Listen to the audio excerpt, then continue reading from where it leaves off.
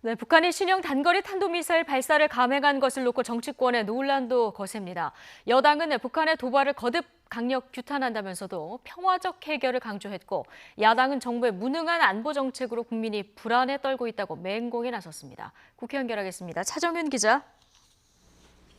네, 국회입니다. 네, 앞서 전해드린 것처럼 김정은 국무위원장이 직접 유엔 안보리 결의 위반인 단거리 탄도미사일 발사를 지휘했다. 남측을 향해서 또 경고의 메시지까지 보냈는데 정치권에서는 지금 어떤 반응들이 나오고 있습니까? 네, 문재인 정부의 안보 정책을 겨냥한 자유한국당의 공세 수위는 더 높아졌습니다. 한국당 나경원 원내대표는 북한의 미사일 발사는 한국을 직접 겨냥한 도발이며 판문점 선언 이후 가짜 평화 공세와 친북 안보 실험으로 인해 대한민국의 안보가 완전히 무너졌다고 목소리를 높였습니다. 그러면서 안보 위기에 대한 야당의 비판에 오히려 민주당은 또 정쟁이라고 몰아붙이며 대책 논의를 회피하고 있다고 지적했는데요. 이제는 먹통 정치를 그만하고 국회를 열어 안보 문제를 제대로 점검해보자고 거듭 제안했습니다. 또 바른미래당 역시 북한 도발을 규탄하면서도 정부의 외교 안보 정책이 무능하다고 비판했습니다.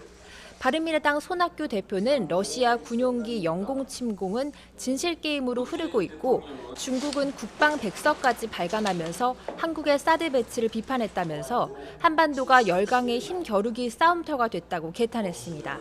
그러면서 주변국에 무시당하고 국민의 안보 불안이 가중되는 이 상황이 문재인 대통령이 자처하던 한반도 운전자의 모습이냐고 지적했습니다.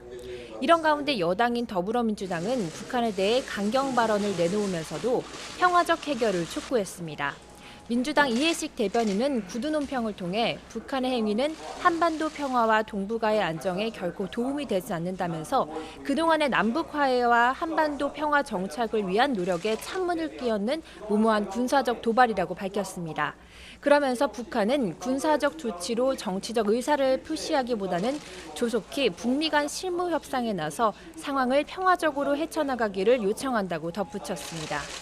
조금 전 한국당 나경원 원내대표와 바른미래당 오신환 원내대표는 공동 입장문을 발표하고 원포인트 안보국회를 위한 임시국회 소집 요구서를 오늘 오후에 제출할 예정이라고 밝혔습니다.